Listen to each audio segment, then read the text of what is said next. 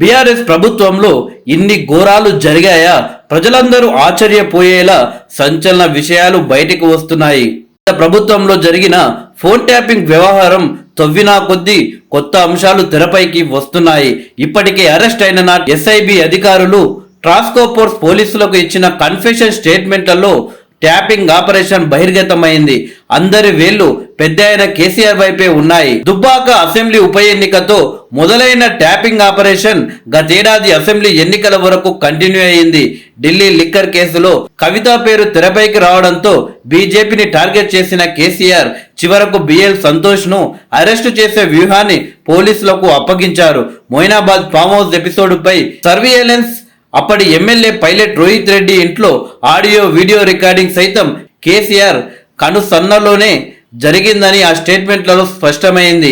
April 9వ తేదీన ఇచ్చిన confession స్టేట్మెంట్లో KCR పేరును రాధాకిషన్ రావు ప్రస్తావించారు. ప్రతిపక్షాలకు చెందిన కీలక నేతలు మాత్రమే కాకుండా పత్రికాధిపతులు, జర్నలిస్టులు, బ్యూరోక్రాట్ల ఫోన్లను సైతం ట్యాపింగ్ చేయడానికి కేసీఆర్ నుంచి ఆదేశాలు వచ్చినట్టు ఆయా స్టేట్మెంట్లలో రాధాకిషన్ రావు, భుజంగారావు, తిరుపతన్న, ప్రణీత్ రావు స్పష్టం చేశారు. అప్పటి పిసిసి చీఫ్ గా ఉన్న రేవంత్ రెడ్డి, జానారెడ్డి కుమారుడు రఘువీరారెడ్డి, బీజేపీ నేతలు Etela Rajender, Bandi Sanjay, Dharmapuri Arvind, Achampet MLA doctor Vamshi Krishna, Gadwal Congress party leader Saritha Tirupataiah, Korutla Congress నేత జువ్వాడి నరసింగారావు, మానుకొండూరు నేత కవ్వంపల్లి సత్యనారాయణ అనేక మంది ఫోన్లను ట్యాపింగ్ చేసినట్టు పేర్కొన్నారు.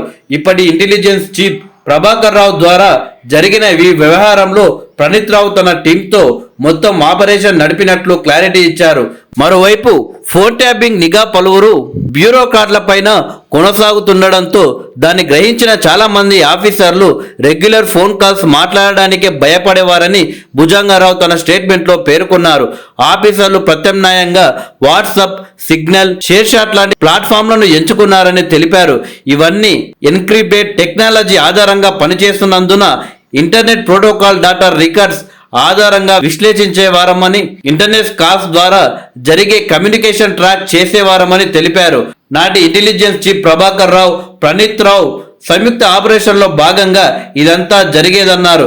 బీఆర్ఎస్ పార్టీకి థ్రెట్ గా ఉండేవారంతా ట్యాపింగ్ లిస్ట్ లో ఉన్నారని, వారి ప్రొఫైల్స్, కదలికలన్నీ ఎప్పటికప్పుడు రికార్డ్ అయ్యేవన్నారు. సొంతపాటి నేతల ఫోన్లు సైతం ట్యాపింగ్ కు మినహాయింపు కాదని వారి వాంగ్మూలాలతో తేటతెల్లమైంది. కేసీఆర్, కేటీఆర్లకు అత్యంత సన్నిహితంగా ఉండే షంబీపూర్ రాజ్, పట్నం మహేందర్ రెడ్డి, ఆయన భార్య సునీతారెడ్డి, తీగల కృష్ణారెడ్డి, తాటికొండ రాజయ్య వంటి తదితర నేతల ఫోన్లు సైతం ట్యాపింగ్ లిస్టులో ఉన్నాయని, ఆ పార్టీలోని ఎమ్మెల్యేలు, స్థానిక లీడర్లతో ఉన్న విభేదాలు, గ్రూప్ తగాదాల కారణంగా వీరి పేర్లు ఆ లిస్టులో చేరాయి. ఆర్ఎస్ ప్రవీణ్ కుమార్ ఫోన్ సైతం ట్యాపింగ్ జాబితాలో ఉన్నది. 2 తెలుగు టీవీ ఛానళ్ల హెడ్లు, పదుల సంఖ్యలో జర్నలిస్టులు, తీన్మార్ మల్లన్న తదితరుల ఫోన్లను ట్యాపింగ్ చేసినట్లు తేలింది.